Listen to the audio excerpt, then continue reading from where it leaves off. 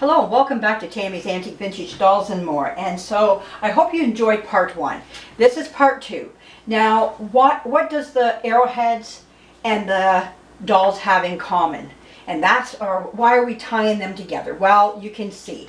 I found these at a yard sale last week while I was off. And these are dolls that I didn't have this one. I had the female ones, the girl one. And I had this one here. Her name is Jane West. And who you're seeing here, this is Jane West. And then I think this is the sister called Josie. And then the one that we started off with, this is Geronimo. And then in the back we have Johnny West.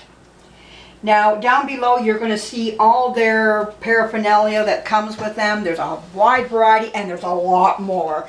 They came with horses and not a stagecoach, what am I thinking of? A covered wagon, that's what I'm thinking of. And there were cavalrymen and all kinds of other stuff. Not where I'm going to venture into. I would like to get them their horses, and that's maybe about as far. I was telling John, maybe the horses down the road I might like to get. I don't know, we'll see. I got these at a yard sale, and I got a fair price on them, and but it came with all this stuff. Now she's missing her arms. She's not missing her arms. Her arms are not attached. Her arms are here. They're just right here. I just got to take the time and put them back on her again. And she does have her arms, so she's not armless. Okay, so she does have them, just that they need to be attached.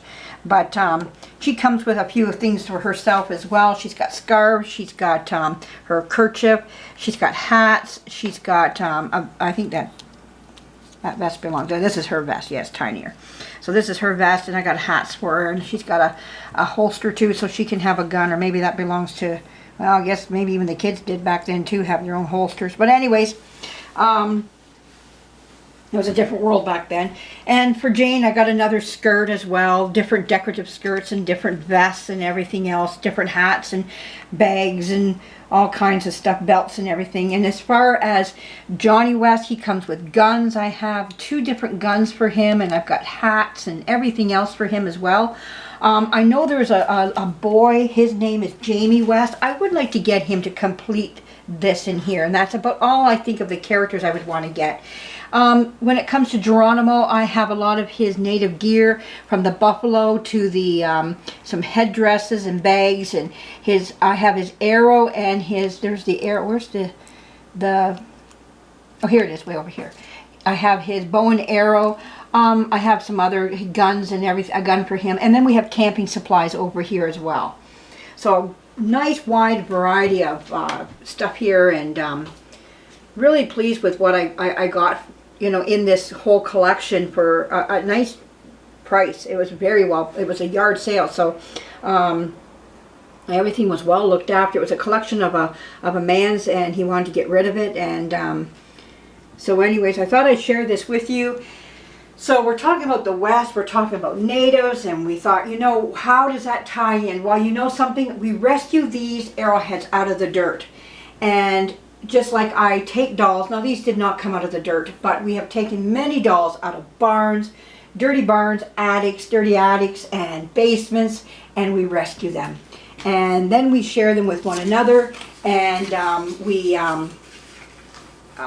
put them on our videos here, and we allow everybody to enjoy them and to see what everything, you know, what we find in our daily walk. And I like to share them with everybody else out here. So we have a little bit more that we want to show in the arrowheads, just a bit more. I was talking about the stunning stone. John found one for us. This is what we call a stunning stone right here. Now they can be bigger as well. Now this would probably, again, would be for smaller animals. Now not just one would ever do it. You would have, when they went on out hunting, there were several men and boys that went. And these here could be, if you had a number of these hitting an animal, it would sooner or later bring him or her down. And then they could run after the animal and get it. And here's one here too. Yeah, here's a little bit bigger of another one there. And maybe the same size, just a little different designed. But here's one that's meant to pierce. This is an arrowhead that's meant to pierce, to go into the body. Those were meant to enter. Now, here's a small arrowhead. Now, John and I don't know this for sure, but we're assuming what's happened is that some of these smaller arrowheads could be used for birds, sure, but also for children's arrows as well, to teach them how to shoot a bow and arrow. For small children, they were taught young because it was survival, and they had to learn. This here would be the more practical arrowhead there. So there's also, you'll notice too, some arrowheads, the grade of flint is higher than others. So that's another thing as well. There are different grades to the flint. And with stunning stones, actually what they are is, you can see here, they would have an ordinary arrow, maybe shoot it, and then the tip would break off. And so rather than just throw it away, you can see here, they just re-chip it again to this here, and they can use it to just hit a squirrel or whatever and knock it unconscious, so they didn't mangle the fur. The fur was very important for making clothing and things. So. And just to show the difference of quality of flint, just putting two of these side by side, though they're have two different jobs, it's just the quality of flint that you're looking at. You can see the shininess to this flint, and you can see the quality is a lot higher than this one here. This is a lower quality flint. It actually even feels rougher too to the hand. And there might have been mixed with something else in there, where this could be just a little bit more pure flint, and maybe a little bit of quartz in there, I'm not sure, but I think there's more flint than anything lying in this. And flint has a nice silky feel to it too, where this has a more rougher feel, so maybe not as pure flint as what we think. Could be something mixed into it, and these would break more easier. To find it a lower grade flint like this in this shape is rare, because they want to break. It doesn't take much to break them. So anyways, these are some pictures over here where John and I were this is going back not too many years ago. I would say what, about 8, 9 years ago? I would say 10, we'll say 10 years. I'd say about 10 years ago. This is a field that now has houses on it. You can't go there anymore because it's people's private property now. But before they were building, John and I went on here and we found quite a number of pieces. Now all that dirt that they would have been digging, all it does is go to somewhere else and they spread it out and use it for whatever. We're holding arrowheads in it. It sickens me to know that there were probably still more arrowheads in that dirt when they were building, like digging out for basements and the base of the house and everything. But that's what happens. And this was, we tried to rescue as many as we could out of this piece of land. We found quite a bit. And again, you can see that it's nice and sandy, and we found lots in here, lots and lots. We walked up and down. We just didn't go there once. We went there several times, over and over again. You want to go out after a winter, because the frost brings them up, then it rains, and then the wind. The wind is a big carrier of taking the sand and blowing the sand away. And remember we were saying about how high a hill would be? So for this hill right here, it looks like it's maybe 3-4 feet high. This hill probably was almost as high as this tree back 500 years ago.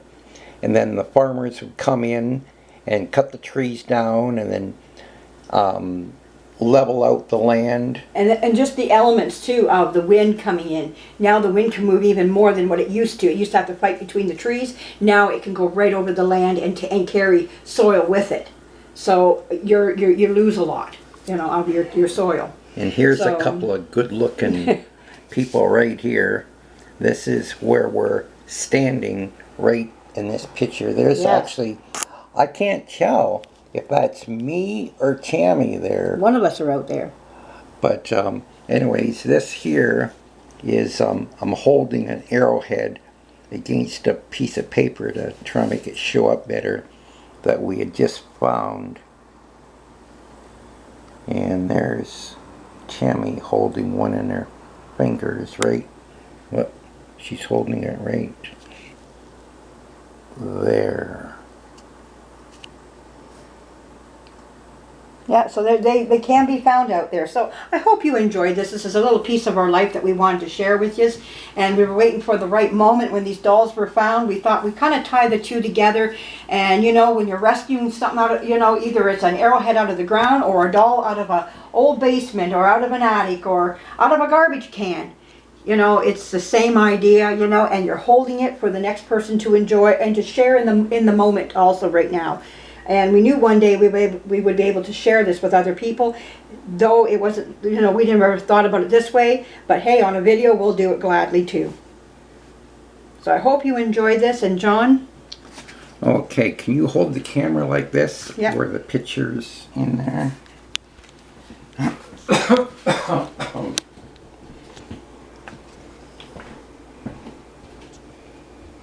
It's called In the Town. I'm going to read it one more time. Where we walked to school each day, Indian children used to play, all about our native land, where the shops and houses stand. And the trees were very tall, and there were no streets at all, not a church and not a steeple, only woods and Indian people, only wigwams on the ground, and at night bears prowling round. What a different place today, where we live and work and play. I hope you enjoyed this, and everybody have a great day, and there'll be more to come. Thank you for joining us. Bye-bye.